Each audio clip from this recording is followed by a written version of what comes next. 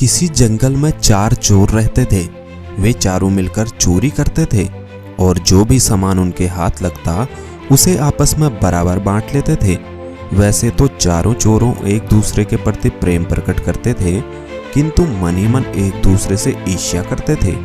वे चारों अपने मन में यही सोचते थे कि यदि किसी दिन मोटा माल मिल जाए तो वह अपने साथियों को मारकर सारा माल हड़प लेगा। चारों चोर मौके की तलाश में थे, किंतु उन्हें ऐसा मौका अभी तक नहीं मिला था। चारों चोर बहुत ही दुष्ट और स्वार्थी प्रवृत्ति के थे। एक रात चारों चोर चोरी की इच्छा में इधर उधर घूम रहे थे। उन्होंने एक सेठ के घर में सेंध लगाई और घर के अंदर घुसकर सोना, चांदी, हीरे जवाहरात, रुपया पैसा सब कुछ लूटकर भाग गए।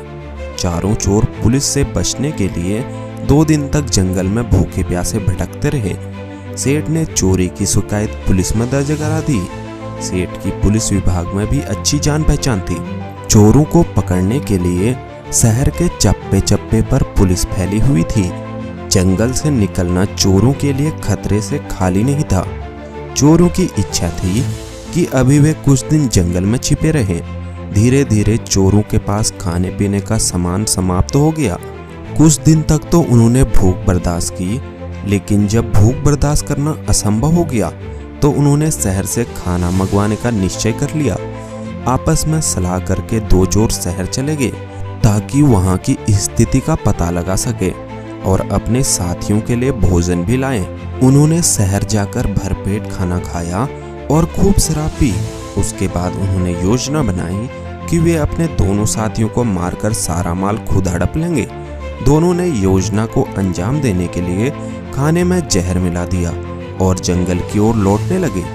दोनों चोर अपने मन में यही सोच रहे थे कि खाना खाकर जब वे दोनों मर जाएंगे तो मैं इसे भी मार दूंगा और सारा माल हड़प कर अमीर बन जाऊंगा।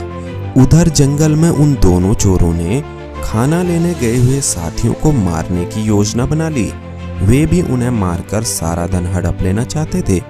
जब दोनों चोर शहर से खाना लेकर आए तो जंगल में ठहरे हुए चोरों ने अपने साथियों पर हमला कर दिया और उन्हें मौत के घाट उतार दिया।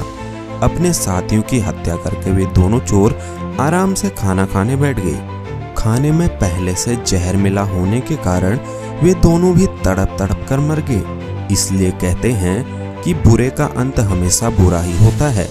हमें इस कहानी से यही शिक्षा मिलती है कि मनुष्य को बुरे काम नहीं करने चाहिए, क्योंकि बुरे का अंत हमेशा बुरा ही होता है।